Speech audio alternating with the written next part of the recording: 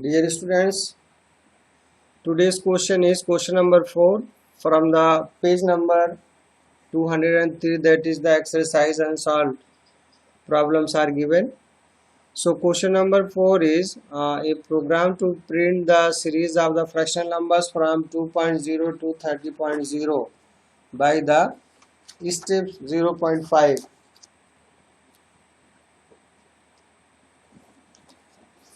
Okay. So this is the program. Fraction is the name of the class here. Public static void main. Float x equal to 2.0f. Here is 2.0f. 0f because the data type of x is float, and whenever you are assigning any value in the float type of the variable, so it must contain f. F shows float, either a small letter or capital letter. So this 2.0f is compulsory to write f, either a small or capital letter. Okay, at the time of the initialization, the first time you are giving the value to any variable, that is known as the initialization. This is the limit 30.0, and this is the increment on every repetition. So it will print 2.0. After that it will come back, so the value of x will be 2.5. 2.5 will be printed. Next time 2.5 will be 3.0. So 3.0 will be printed like that. It will run up to 30.0, and you will get the series of the fractional numbers. The question number 6. Question number 5 you have to do yourself. 7 also, and the programs which I skip to write here, you must have to do yourself. Any problem you can ask the doubt. Question number 6 is a program to print alphabets in lowercase from A to Z. Okay, so A to Z also we can run the loop here. This is the lowercase, the name of the class. Here is for char c equal to a. Char c equal to a means the data type of c is char type, which can hold only single character. So here it is starting initial value c less than equal to z. So a is smaller, b is bigger than that, c is bigger than b. So in the sequence the alphabets are coming. So first one is smaller than second, second one is smaller than third, like that. Z is the biggest one, the biggest alphabet. So according that we are running here loop c equal to a. First time the value of c will be a. It is true if the value of c is less than z, and every repetition it will be plus plus. Okay, system out print c. So you are getting c. So inside of c what is stored? A. You are getting a as the output on the screen. Now your cursor will come back to the updation. The value of c will be b, because plus plus means the next character. So the next, actually it is taking the ASCII code. You know the ASCII code of A is 97, the ASCII code is of B is 98. So if it is taking 97 plus 1, it will be 98. So 98 will be converted in the char type, that will be small letter b. So next time you are getting small letter b. Again it is going back to c. Now b plus 1, that will be c. So c you are getting the output c, then next time d, like that you are getting up to z. Okay, this way you can get the series of the alphabets in a small letter. Here, write a program to compute and print the sum of even integers and product of odd integers from the list of integers input by the user, though the process of input number terminates when 0 is entered. Okay, so this is the question in which a person, means the user, will execute the program. After that it will ask a value, enter a value or enter a number.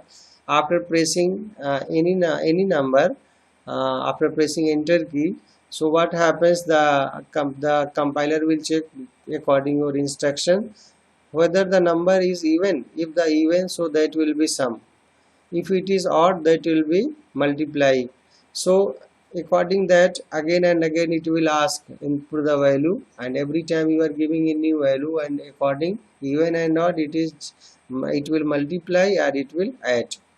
Okay, If the user inputs 0, that is the indication of the termination of the program and get the result on the screen. So whenever the user will input 0, the program will be over.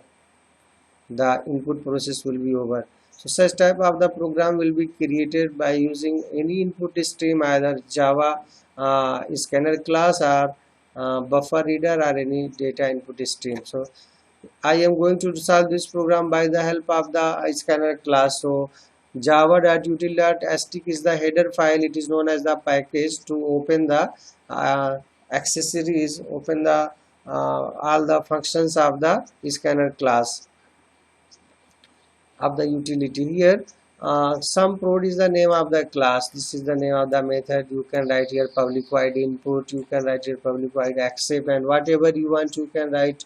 I have created here main, but I think if I write here public void input, that will be more suitable because we are going to input the value here, right? Int n to input the value s equal to 0, s equal to 0 to store the sum, p equal to 1 to multiply the value and store in variable p. Here p equal to 1 because if I am creating here p equal to 0 and 0 will be multiplied with any number, so every time you will get the answer 0. So you must keep in the mind, when a variable is going to multiply with any number, that variable must not be initialized with 0, that will be with 1. Okay, after that enter any number n equal to sc dot next, and suppose you input here 10.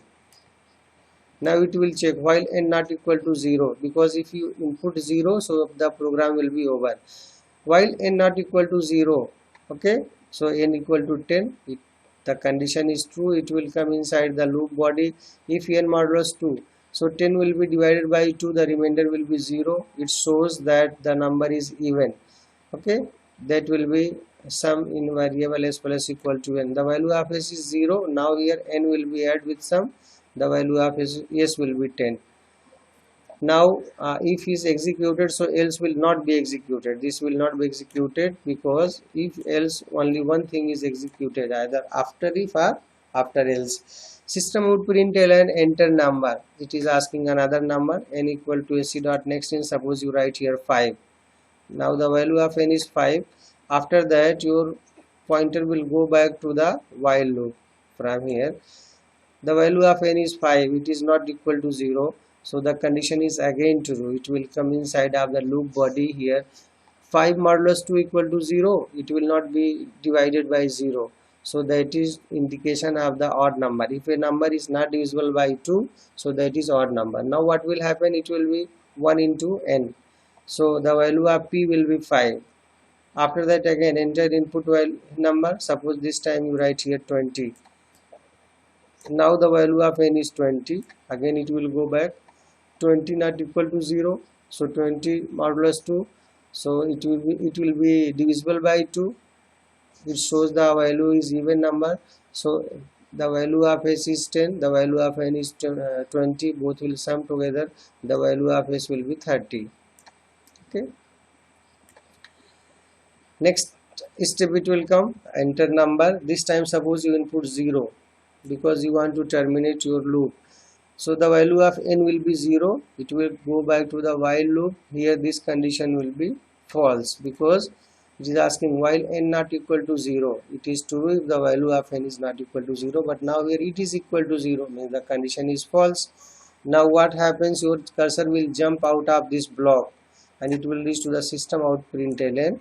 It will print sum of even numbers equal to plus s. So the value of s you will get, that is 30.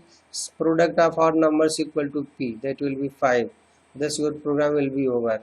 Hope you got the answer of this question. So thank you very much my dear. You study well. Whatever programs I am giving you must write in the copy, and the programs I skip, that do yourself and also write in the copy. Okay.